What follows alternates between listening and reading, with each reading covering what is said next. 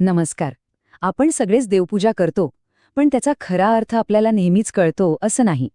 पंडित श्रीराम शर्मा आचार्यजींच्या देवपूजन का मर्म समझेन या पुस्तकातून आज आपण हेच रहस्य उलगडणार आहोत. चला, या प्रवासाला सुरुवात करूया. आपण रोज पूजा करतो, प्रार्थना म्हणतो, पण कधीकधी मनात विचार येतोच नाही का, की हे सगळं खरंच कोणी ऐकतंय, की ही फक्त एक सवय झाली आहे, एक यांत्रिक क्रिया ज्यातली भावनाच कुठेतरी हरवून गेली आहे. असं का वाटतं आपल्याला? या प्रश्नाचं उत्तर खूप खोल आहे. याचं उत्तर असं आहे की आपण ज्या बाह्यक्रिया करतो ना, त्याचं खरं महत्त्व आतल्या अर्थामध्ये दडलेलं आहे. प्रत्येक विधी म्हणजे एक प्रकारची शपथ आहे, एक आंतरिक प्रतिज्ञा आहे. यालाच आत्मसंशोधन म्हणतात. म्हणजे बघा, जेव्हा आपण चमचाभर पाणी देवाला वाहतो, तेव्हा आपण खरं तर आपलं जीवन सेवेसाठी वाहण्याची शपथ घेत असतो. दिवा लावतो म्हणजे काय, तर आपल्या आतली आत्म्याची ज्योत पेटवतो. मग चला, पूजेमधली ही जी सांकेतिक भाषा आहे ना, ती जरा समजून घेऊया. पंचोपचार पूजा म्हणजे पूजेतल्या ज्या 5 मुख्य गोष्टी आहेत, त्या खरं तर देवासाठी नाहीतच, त्या आपल्यासाठी आहेत. त्यातून आपल्याला जीवनाचे खूप मोठे धडे मिळतात. सगळ्यात आधी धूपबत्ती. आपण अगरबत्ती का लावतो? फक्त चांगला वास यावा म्हणून? नाही. ती धूपबत्ती म्हणजे आपल्या चारित्र्याचा, आपल्या कर्माचा सुगंध आहे. विचार करा, आपलं व्यक्तिमत्व असं असायला हवं की त्याचा सुगंध म्हणजे आपले चांगले गुण आणि कर्म जिथे जिथे आपण जाऊ तिथे पसरायला हवेत, जेणेकरून आपल्या संपर्कात येणाऱ्या प्रत्येकाला आनंद मिळावा. ह्या संदर्भात एक छोटीशी गोष्ट आहे. मोहनलाल नावाच्या एका व्यापाऱ्याची.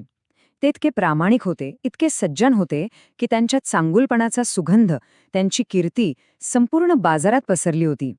लोक त्यांच्यावर डोळे झाकून विश्वास ठेवायचे. हाच तो खरा सुगंध. बघा, आपण लावलेली अगरबत्ती देवापर्यंत पोचते की नाही हे आपल्याला माहीत नाही, पण आपल्या चांगल्या कर्माचा सुगंध मात्र नक्कीच पोचतो. आता बोलूया दिव्याबद्दल. आपण देवासाठी दिवा लावतो, पण खरं तर ज्या देवाने सूर्य आणि चंद्र बनवले, त्याला आपल्या छोट्याशा दिव्याच्या प्रकाशाची काय गरज आहे, बरोबर? हा दिवा खरं तर आपल्या स्वतःसाठी आहे. तो आपल्या आतल्या आत्म्याच्या प्रकाशाचं प्रतीक आहे. आणि या दिव्याची रचनाच आपल्याला सगळं काही सांगून जाते. बघा, दिव्याचं जे पात्र आहे ते म्हणजे आपलं शरीर, त्यातलं तूप ते म्हणजे आपल्या भावना, प्रेम, स्नेह, वात म्हणजे आपले कष्ट, आपले प्रयत्न, आणि त्यातून पेटणारी ज्योत तोच आपला आत्मा आहे. जेव्हा हे सगळे एकत्र येतं तेव्हाच आपले जीवन खऱ्या अर्थाने प्रकाशमान होतं. आता पुढची गोष्ट, देवाला स्नान घालणं. आपण पळीभर पाणी अर्पण करतो, पण याचा अर्थ काय असेल? विचार करा. हे पाणी म्हणजे दुसरं तिसरं काही नसून आपल्या श्रमाचा घाम आहे.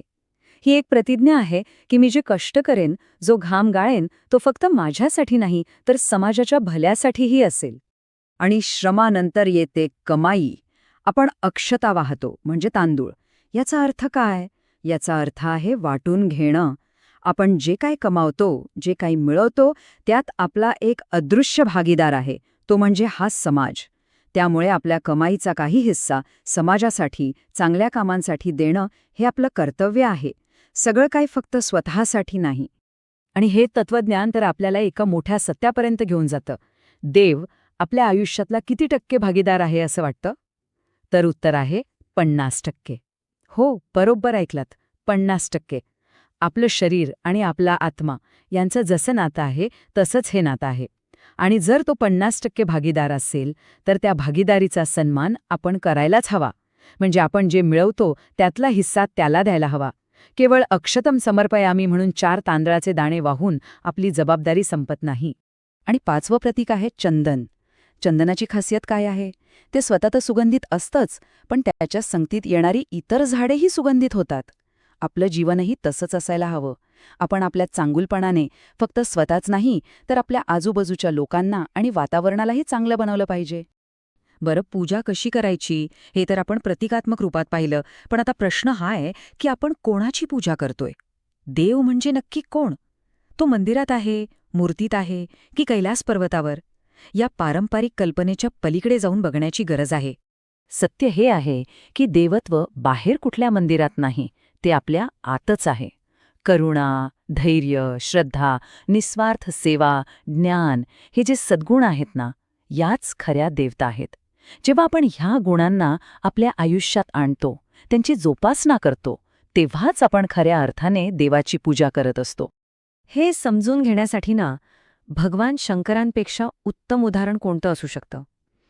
शंकरांच्या रूपातील प्रत्येक गोष्ट, प्रत्येक प्रतीक आपल्याला एक गुण शिकवतं, जो आपण आपल्यात आणायला हवा. उदाहरणार्थ, शंकराच्या मस्तकातून गंगा वाहते. ही गंगा म्हणजे काय?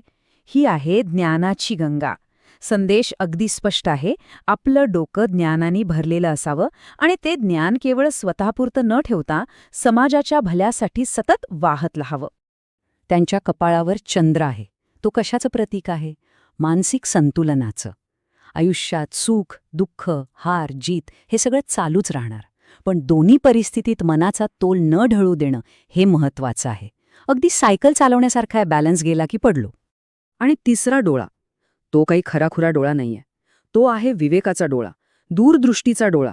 जे आज दिसतंय त्याच्या पलीकडे बघण्याची ताकद, प्रत्येक गोष्टीचे परिणाम समजून घेण्याची क्षमता. हाच विवेक आपल्याला आयुष्यात योग्य मार्ग दाखवतो. ठीक आहे, मग हे सगळं ज्ञान तर खूप छान आहे. प्रतिका समजली, देवता म्हणजे सद्गुण हेही कळलं. पण या सगळ्याचा रोजच्या आयुष्यात उपयोग काय? प्रार्थनेला कृतीत कसं बदलायचं? हे अगदी सोप्पं आहे. बघा, जर आपल्याला चांगलं आरोग्य आणि ऊर्जा हवी असेल तर सूर्याची पूजा करा. म्हणजे काय? तर निसर्गाच्या जवळ राहा, सूर्यप्रकाश घ्या, ताजी हवा घ्या. संपत्ती आणि यश हवंय? मग अग्नीची पूजा करा, म्हणजेच धाडसी बना, कष्ट करा. खरं ज्ञान मिळवायचं असेल तर शंकराची उपासना करा, म्हणजे शिस्त आणि आत्मपरीक्षण अंगी बाणवा. आणि जर मुक्ती हवी असेल तर जनार्दन म्हणजे माणसांची सेवा करा. तर मग या सगळ्या चर्चेचा सार काय? आपण आता शेवटच्या आणि सगळ्यात महत्त्वाच्या सत्याकडे आलो आहोत. या सगळ्याचा अंतिम संदेश एका वाक्यात सांगायचा झाला तर तो हा आहे: खरी पूजा ही तुम्ही करत असलेली कृती नाही, तर तुम्ही बनलेली व्यक्ती आहे. देवपूजेचा खरा उद्देशच हाच आहे की आपलं स्वतःचं चारित्र्य इतकं श्रेष्ठ बनवायचं की तेच पूजनीय ठरावं. पूजा ही करण्याची नाही तर बनण्याची प्रक्रिया आहे. तर मग जाता जाता स्वतःला एक प्रश्न विचारा. आजपासून आपल्या पूजेचा, आपल्या जगण्याचा केंद्रबिंदू कोणता सद्गुण असेल? आपण करुणांगी बाणणार की धैर्य? सेवेचा मार्ग निवडणार की ज्ञानाचा? विचार नक्की करा.